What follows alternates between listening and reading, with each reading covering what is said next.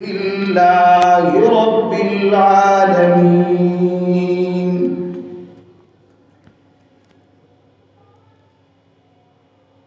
جس دور پہ نازاں کی دنیا اب ہم وہ زمانہ بھول گئے،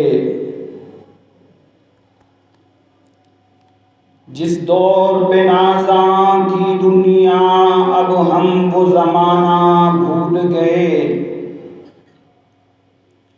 اوروں کو جگانا یاد رہا خود ہوش میں آنا بھول گئے، منہ دیکھ لیا آئینے میں پر داغ نہ دیکھا سینے میں، دل ایسا لگایا جینے میں مرنے کو مسلمان بھول گئے،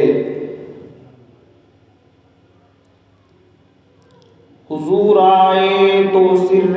آفرینش پا گئی دنیا، اندھیروں سے نکل کر روشنی میں آ گئی دنیا، ستے چہروں سے زنگ اترا بجھے چہروں پہ نور آیا، حضور آئے تو انسانوں کو جینے کا شعور آیا۔ واجب الاحترام قابل عزت احترام دوستوں، بزرگوں، ساتھیوں،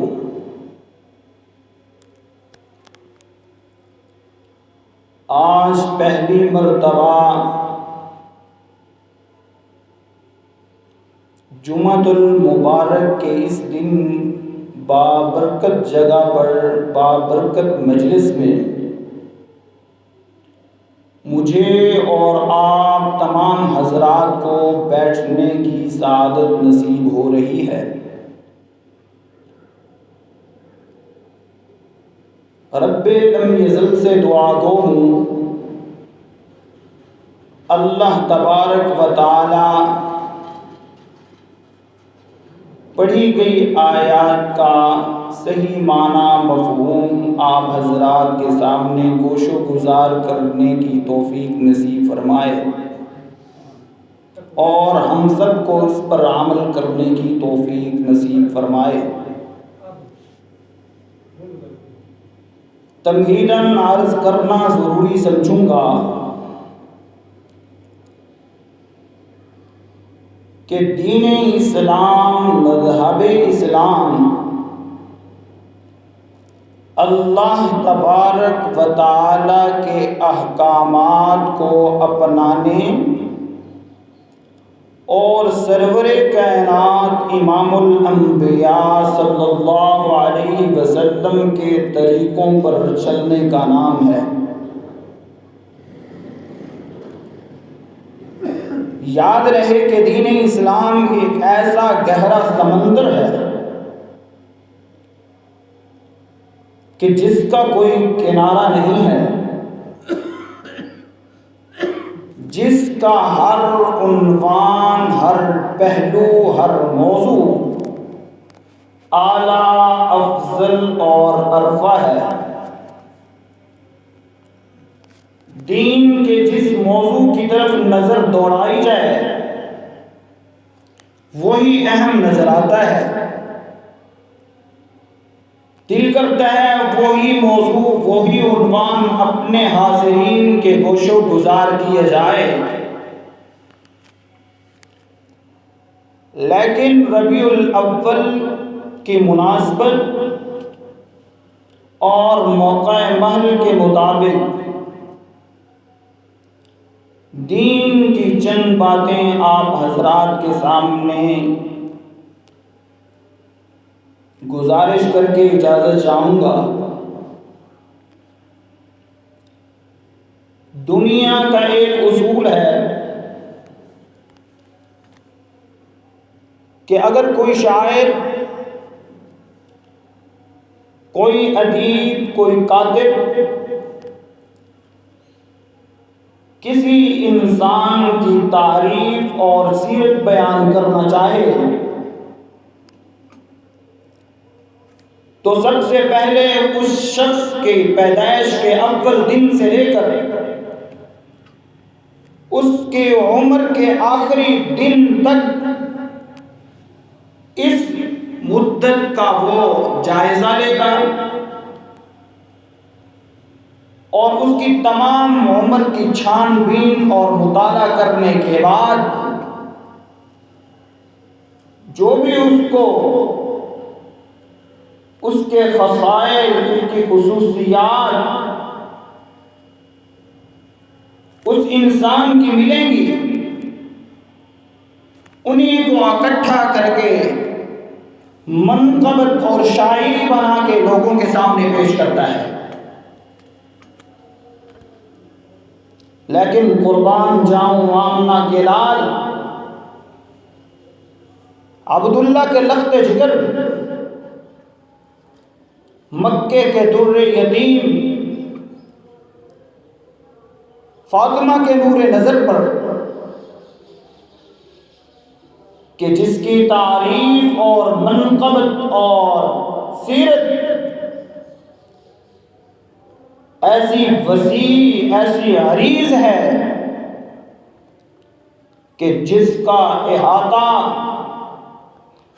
ازل سے لے کر آج تک کسی شاعر، کسی سیرت نگار، کسی عالم، مبلغ، مفسر نے آپ صلی اللہ علیہ وسلم کی سیرت کا احاطہ نہیں کیا، بلکہ ایک قدم میں آگے چل کے اتنا کہوں گا کہ حضور صلی اللہ علیہ وسلم ایک ایسی عظیم المرتبت شخصیت ہیں کہ جن کی سیرت اور تعریف کو بیان کرنے کے لیے خرب لم یزل نے 23 سال کا طویل عرصہ لگایا، جس کے نتیجے میں میرے اور آپ کے گھر، مساجد و مدارس کے اندر 30 پاروں پر مشتمل قرآن مجید موجود ہے۔ اللہ تبارک و تعالی نے الف لام میم سے لے کر والناس تک پورا کا پورا قرآن حضور اکرم صلی اللہ علیہ وسلم کی سیرت میں اتار دیا۔ قرآن کا ہر ورق، ہر صفحہ، قرآن کی ہر لائن، قرآن کا ہر حرف، ہر لفظ حضور اکرم صلی اللہ علیہ وسلم کی سیرت پر دلالت کرتا ہے۔ آپ صلی اللہ علیہ وسلم کی سیرت مجھ جیسا طالب علم، کم ظرف کم علم کیسے بیان کر سکتا ہے؟ حضرت عطا اللہ شاہ بخاری نور اللہ مرقدہ نے کیا خوب جملہ کہا کہ دنیا کے اندر جتنے بھی سمندر ہیں، تمام کے تمام سمندروں کو سیاہی سے تبدیل کر دیا جائے اور اس روئے زمین پر جتنے درخت ہیں تمام کو خل میں بنا دیا جائے اور سیرت نگار کاتبین حضور صلی اللہ علیہ وسلم کی سیرت کو لکھنا بیٹھ جائیں، خدا کی قسم سمندر خشک ہو سکتے ہیں، کلمیں ٹوٹ سکتی ہیں، لیکن پیارے نبی امام الانبیاء صلی اللہ علیہ وسلم کی سیرت ختم نہیں ہو سکتی۔ آپ صلی اللہ علیہ وسلم کی تعریف، آپ کا تذکرہ، آپ کی تعریفات، آپ کے وجود، ابھی دنیا میں آپ کا وجود نہیں تھا، تب بھی میرے اللہ نے آپ کی تعریف کی اور حضور اکرم صلی اللہ علیہ وسلم دنیا سے رخصت فرما گئے، تب بھی حضور صلی اللہ علیہ وسلم کی تاریخ موجود تھی، اور آج بھی 1400 سال کے بعد تمہارے اور میرے نبی سرور دو عالم صلی اللہ علیہ وسلم کی تعریف کے ڈنکے بج رہے ہیں، اور انشاءاللہ روز محشر تک حضور اکرم صلی اللہ علیہ وسلم کی تعریفات کے گن گائے جائیں گے۔ آپ صلی اللہ علیہ وسلم سے محبت کرنا ہر انسان کا فطری اور غیرتی تقاضا ہے۔ ہمارا ایمان اور عقیدہ ہے کہ جس انسان کے دل میں حضور اکرم صلی اللہ علیہ وسلم کی محبت نہیں، وہ انسان مسلمان نہیں۔ آپ صلی اللہ علیہ وسلم دنیا میں تشریف لائے، آپ صرف اپنی امت کے لیے رحمت بن کر نہیں آئے، بلکہ میرے اللہ نے حضور اکرم صلی اللہ علیہ وسلم کو جب دنیا میں بھیجا تو قرآن میں بتا دیا وَمَا أَرْسَلْنَاكَ إِلَّا رَحْمَةً لِلْعَالَمِينَ۔ دنیا میں رہنے والے لوگوں، خواہ تم مسلمان ہو، خواہ تم چرند پرند ہو، خواہ تم کافر ہو، کالے ہو گورے ہو، تمام کے تمام لوگوں کے لیے، عالم اسلام کے لیے میں نے اپنے نبی کو رحمت بنا کر بھیج دیا ہے۔ آپ صلی اللہ علیہ وسلم جس طرح مسلمانوں کے لیے رحمت ہیں، بالکل اسی طرح کافروں کے لیے بھی رحمت ہیں۔ یہ رحمت ہی تو ہے کہ کافر کی بچی سامنے آ رہی ہے، سر پر دوپٹہ نہیں ہے، آپ صلی اللہ علیہ وسلم اٹھ کھڑے ہوئے اور اپنی کالی کملی اس کافرہ کے سر پر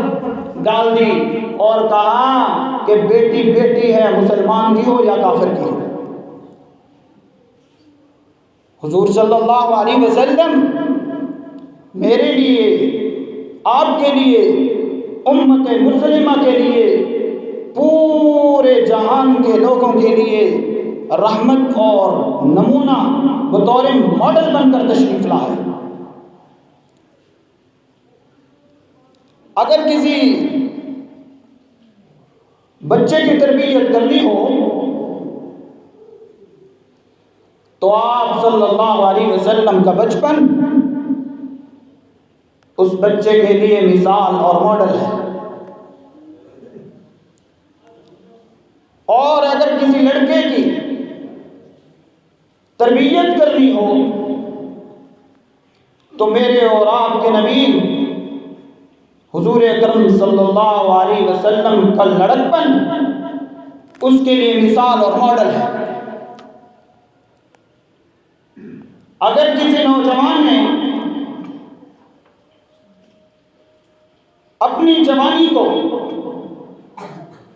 دین اسلام کے عین مطابق ڈھالنا ہے تو میرے اور آپ کے پیغمبر حضور اکرم صلی اللہ علیہ وسلم کی جوانی اس کے لیے رول ماڈل ہے۔ اور اگر کسی بوڑھے نے اپنی بقیہ زندگی کا سفر طے کرنا ہو تو امام الانبیاء رحمت للعالمین حضور اکرم صلی اللہ علیہ وسلم کا بڑھاپا اس کے لیے رول ماڈل ہے۔ اسی طرح اگر کسی تاجر نے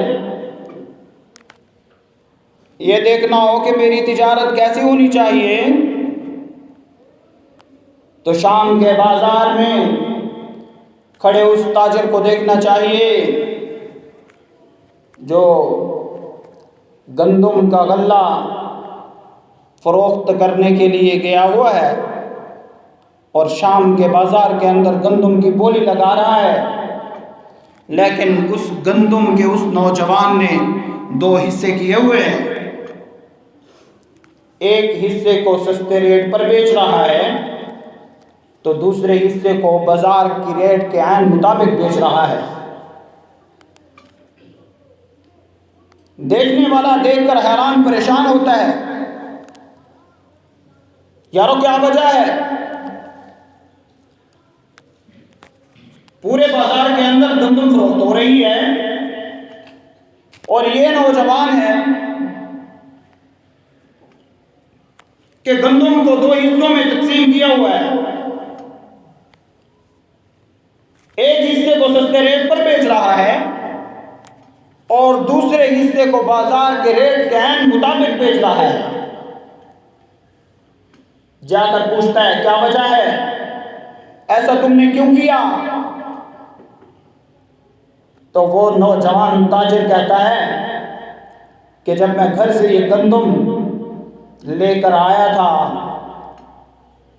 تو راستے میں بارش کے آنے کی وجہ سے میرے اونٹ پر لدی جو اوپر کی بوریاں تھیں وہ بارش کے پانی سے گیلی ہو گئی اور جو نیچے والی بوریاں تھیں وہ خشک رہیں۔ اب جو گیلی گندم تھی چونکہ اس کا وزن تو بڑھ گیا ہے اس لیے اس کو سستا بیچ رہا ہوں، اور جو خشک گندم تھی اس کو میں بازار کے ریٹ کے مطابق بیچ رہا ہوں۔ وہ نوجوان ہکا بکا ہو کر پوچھتا ہے رشک آمیز لہجے میں، کیا نوجوان تو کون ہے، کس کا بیٹا ہے، کہاں سے آیا ہے؟ یہ نوجوان کہتا ہے میں مکہ سے آیا ہوا عبد المطلب کا پوتا محمد بن عبداللہ ہوں۔ تو میرے پیارے پیغمبر سرور دو عالم صلی اللہ علیہ وسلم کی تعریف اور منقبت، آپ کے اخلاق، آپ کا اٹھنا بیٹھنا، آپ کا رہن سہن، آپ کا چلنا پھرنا بے مثال ہے، جس کی مثال ملتی ہی نہیں، جو بے نظیر ہیں، جو بے مثال ہیں، ان جیسا دنیا میں نہ کوئی آیا تھا، نہ کوئی آیا ہے اور نہ قیامت تک کوئی آ سکتا ہے۔ حضور اکرم صلی اللہ علیہ وسلم کے اخلاق، سبحان اللہ، آپ صلی اللہ علیہ وسلم کے اخلاق ایسے کہ قرآن میں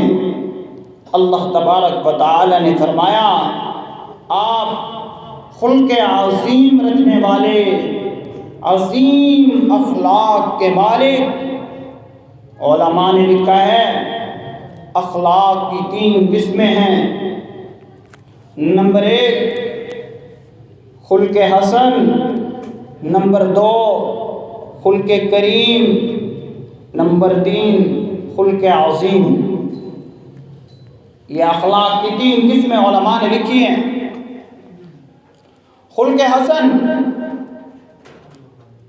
اخلاق کی پہلی سیڑھی، اس کی مثال یوں بیان کی ہے کہ اگر ایک انسان نے کسی انسان کو تھپڑ مارا تو دوسرے انسان نے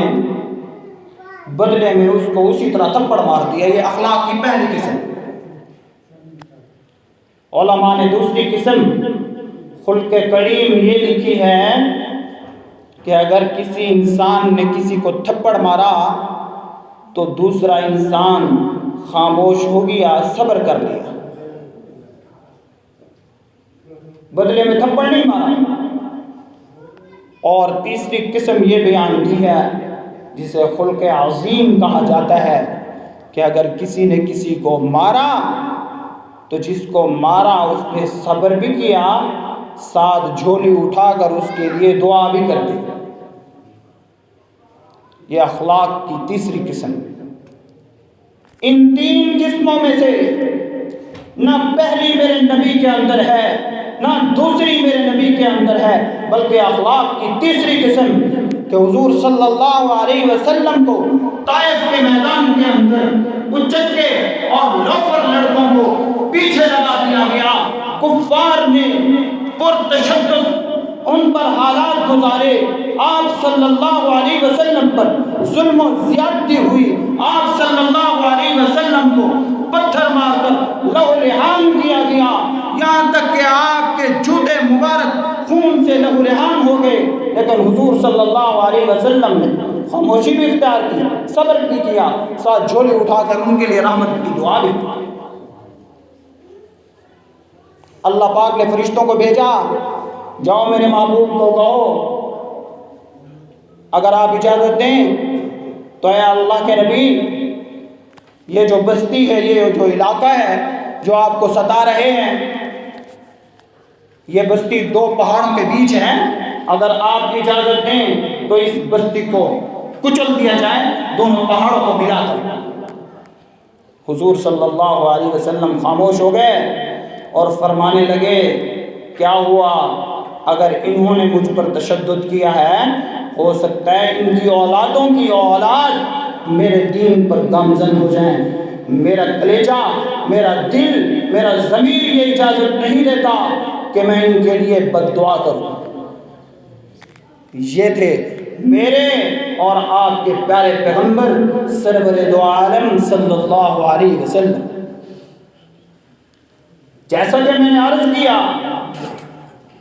کہ آپ صلی اللہ علیہ وسلم کی سیرت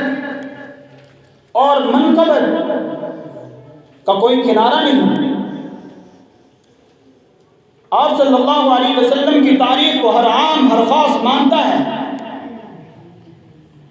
لیکن آپ صلی اللہ علیہ وسلم کی سیرت اور تاریخ کو ویسے بیان کرنا چاہیے، آپ صلی اللہ علیہ وسلم کی آمد کی خوشی ویسے منانی چاہیے جیسے ابو بکر نے منائی، جیسے حضرت عمر نے منائی، جس طرح حضرت عثمان نے منائی،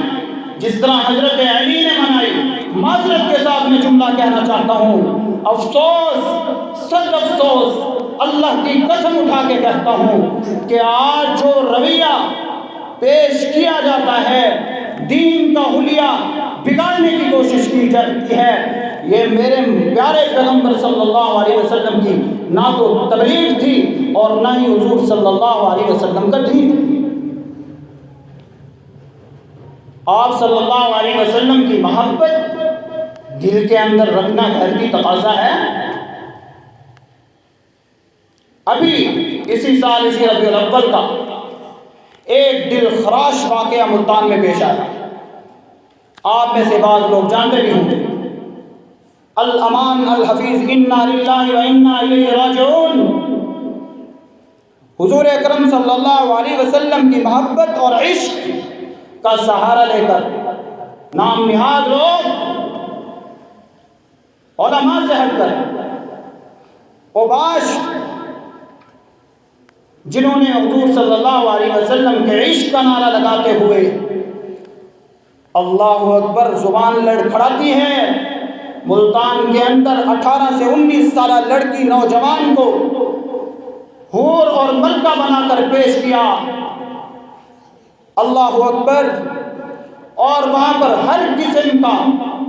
ہر مزاج کا بندہ موجود تھا، وہاں پر ڈھول بھی بجا، وہاں پر بھنگڑے بھی ہوئے، وہاں پر ناچ گانا بھی ہوا۔ کیا یہی میرے حضور صلی اللہ علیہ وسلم کی تبلیغ ہے؟ کیا اسی کو دین کہا جاتا ہے؟ کیا 1,24,000 کم و بیش صحابہ نے حضور صلی اللہ علیہ وسلم کا عشق اس طرح منایا ہے؟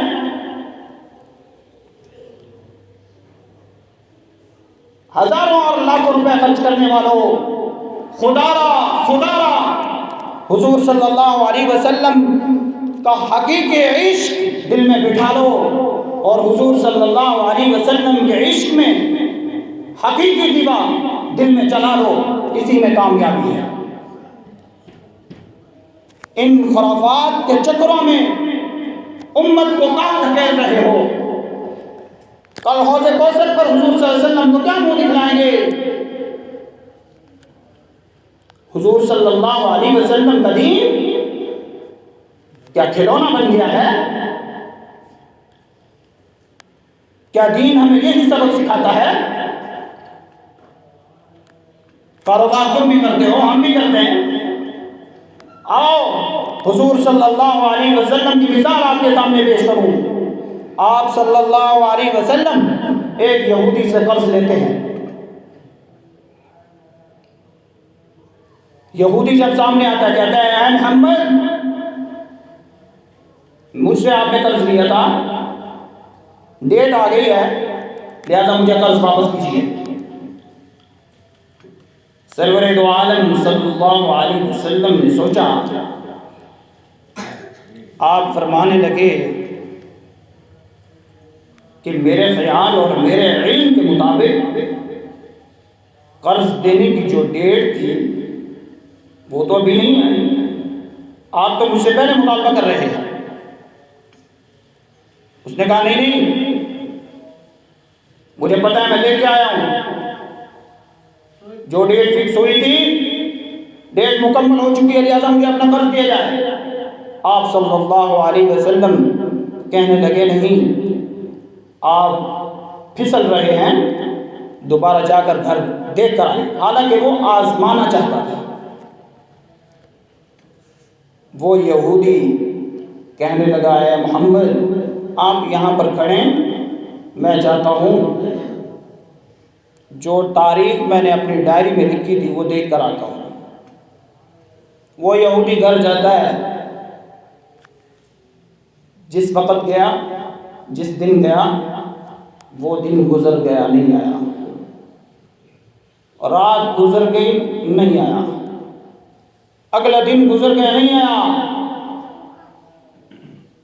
تیسرے دن جب وہ یہودی وہاں سے آیا تو اس جنگل بیابان والی کے اندر عبداللہ کا بیٹا وہاں پر انتظار میں کھڑا ہوا، چیخ کر تڑپ کر کہتا ہے اے محمد، تورات و زبور و انجیل میں جو میں نے آخری نبی کی نشانیاں پڑھی تھی بیائی نہیں، وہی نشانیاں، وہی خصوصیات، وہی خصائل آپ میں پائی جاتی ہیں، مہربانی کیجئے مجھے اپنا کلمہ پڑھا لیجئے۔ چیخ کر اس نے اپنے آپ کو حاضر کر دیا اور حضور اکرم صلی اللہ علیہ وسلم سے دیکھ کر کہنے لگا اشہد انک لرسول اللہ، اے محمد یقیناً آپ اللہ کے رسول ہیں۔ یہ تھے میرے پیارے پیغمبر صلی اللہ علیہ وسلم،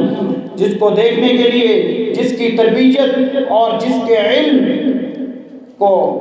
اپنا کر صحابہ کرام نے مثال قائم کی، جس کے علم کو، جس کی خصوصیت کو، جس کی صحبت کے اثر سے حضرت ابوبکر صدیق اکبر بنے، حضرت عمر فاروق اعظم بنے، حضرت عثمان ذو النورین بنے، حضرت علی حیدر قرار بنے۔ ایسے محمد ہمیں بھی چاہیے کہ ہم حضور اکرم صلی اللہ علیہ وسلم کی سیرت کو اسی طرح اپنائیں جس طرح حضرات صحابہ کرام نے اپنایا، اسی طرح حضور صلی اللہ علیہ وسلم کے نقش قدم پر چلیں جس طرح صحابہ کرام چلے۔ اللہ رب العزت سے دعا ہے اللہ پاک میرے ٹوٹے پھوٹے ان کلمات کو اپنی بارگاہ میں قبول منظور فرمائے۔ وما علینا الا البلاغ۔